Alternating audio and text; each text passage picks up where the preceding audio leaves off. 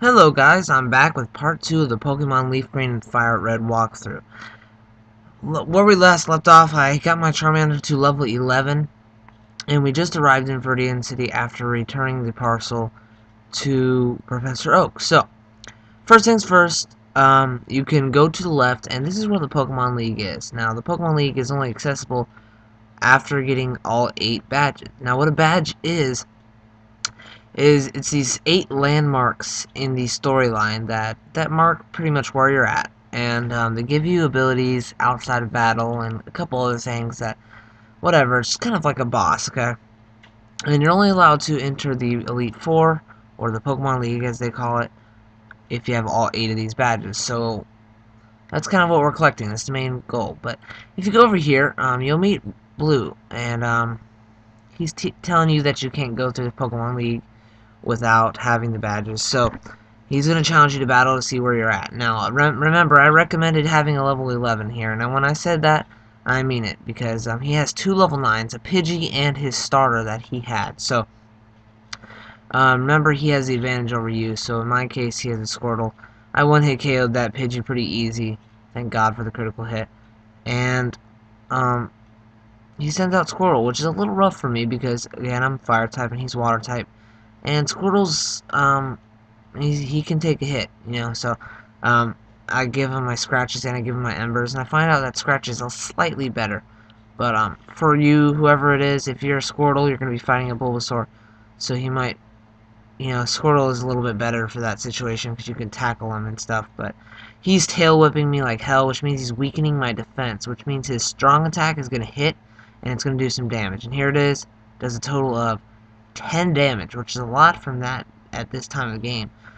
And his tackle again does 9 damage. So that means if I didn't kill him with this scratch right here, he would have finished me off on his last move. So that's kind of a close battle. So thank you, Blue, for that level up and the experience points for that. So he's pissed and everything, you know. Good old Blue. And I have to figure out how to get past him. You should quit dawdling and get a move on. So he takes off, and we're going to see him later. Don't worry about that. We're going to keep battling every once in a while. So, alright, so we're going to head to Viridian City, and we're going to head up north. There's this, well, first of all, you know, we might as well heal our Pokemon, because he probably did some damage to you. He is also not necessary to battle. You do not have to battle him right there. In fact, a lot of people don't even know you battle him right there. They didn't even notice. You just go straight up is what they usually do. So, once you're done healing your Pokemon, alright. Here we are. Okay, so you're gonna head up north, and there's this old guy. Now, he's talking to himself because he's a lunatic like that, and what he's gonna do right now is he's gonna give you his little word of advice because he's old and, you know, he's generic to be wise. So he's going to teach you how to catch a Pokemon. Now, it's kind of common sense how to catch a Pokemon. Basically, you don't even have to watch Pokemon or play Pokemon to know how to catch a Pokemon. You know that the Pokemon goes in a Pokeball. That's pretty much it.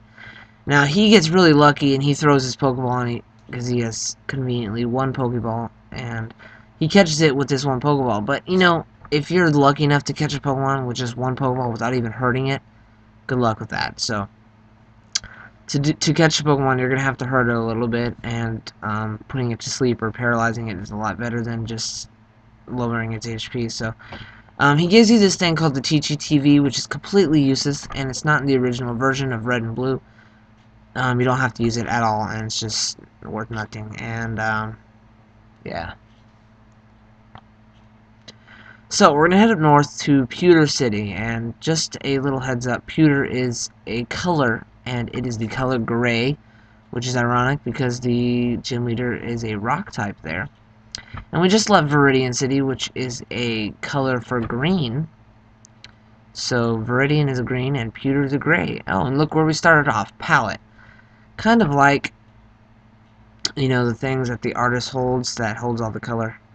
So yeah, it's kind of a little theme going on with the town names in this game, but once we enter this place, this is Viridian Forest. Now, what they have here is wild Caterpies, wild Weedle, wild Kakuna and Wild Metapod, and last but not least, Wild Pikachu. If you want a Pikachu, this is the place to get them. So, if you're heading over here and you're one of those Pokemon catching fanatics, there's a Pokeball sitting over here on the ground. I always grab it every single time, even though I usually never use it.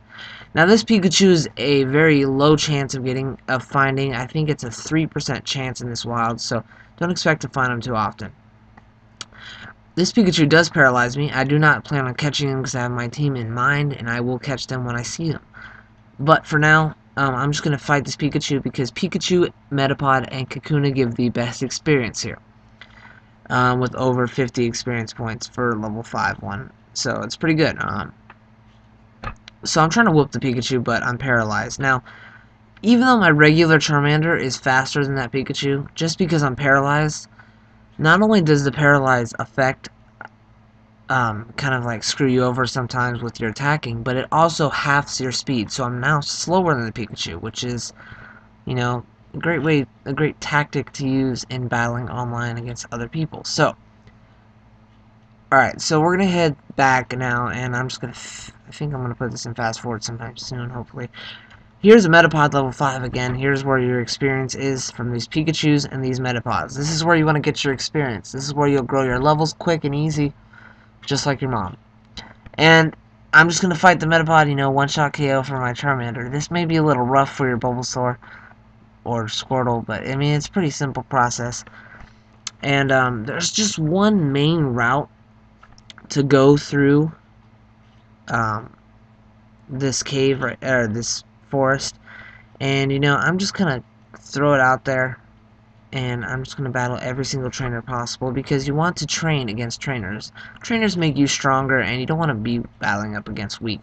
Now this trainer has one level 6 Weedle and one level 6 Caterpie, and you know, that's pretty good experience points. But this next guy up here, I think he has 2 Weedles and a Kakuna, which is really good experience. So you just want to rape all these trainers. Again, it might be a little rough for Bulbasaur. They kind of expect you to get poisoned in this forest. So right here they give you an antidote on the ground which cures poisoning. But conveniently I fought that Pikachu which gave me paralysis. And I'd rather have paralysis than poison, because poison's much more annoying and you'll have to go. So if you want to pick up that antidote in case you're poisoned, it's a way out, but if you use it and you get poisoned again, you're going to have to go all the way back to Viridian City to heal your Pokemon at the Pokemon Center. Now what does poisoning do? Each turn in the battle it takes away 5 damage, but outside of battle, like when you're just walking around, every 5 steps it does 1 damage, and your Pokemon will die from that, so it's a little risky.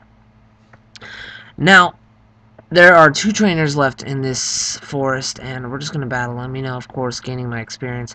Now, this guy I love because he has a Metapod, a Kakuna, and a Caterpie, so that's great experience. Now, what your main goal is to be, when you get to when you get to Pewter City, excuse me, and you're ready to battle the gym leader, which is Brock, you're just going to want to have a level 16 Pokemon. Now, if you caught a Pikachu or a Caterpie or whatever, you're going to want to have both of your Pokemon at a minimum of 14, okay? So 2 Pokemon level 14. And if you have 3 Pokemon, you want all 3 of them 13. But I'd stick with 2 at this point. Don't get a Pikachu, a Butterfree, and your starter already. You know, you got to kind of even out the training. You know, so I'm going to keep Charmander. And I'm going to go fully heal myself. Now, all the starters evolve into their second form at level 16. In Kanto, that is. In Johto, there's a little bit difference and stuff like that. But in Kanto, which is this game, oh, first of all, let me just show you. This Jigglypuff over here makes the tune from the show, the original show, the Jigglypuff song where she put people to sleep. So it's kind of cute that they put that in there. And yes, I just said cute. But, like I was saying before, what evolving does is actually makes your Pokemon stronger, and it makes them look different. So I'm going to evolve my Charmander into a Charmeleon, which now will make him a little bit stronger in stats, and he will look a little bit different. And when I say a little bit, I mean a lot different. So, yeah. And conveniently at level 13, Charmander learns Metal Claw. So if you train your Charmander right, all 3 starters have advantage over the first batch. Just a little heads up there, okay? So I'm just training right now to get to my level 16 so I can get my Charmeleon to happen. So here we are, and I just kill this Caterpie, which gives me my experience to grow to level 16, which gives me my evolution. And here we are. And here we are, level 16. What? Charmander is evolving.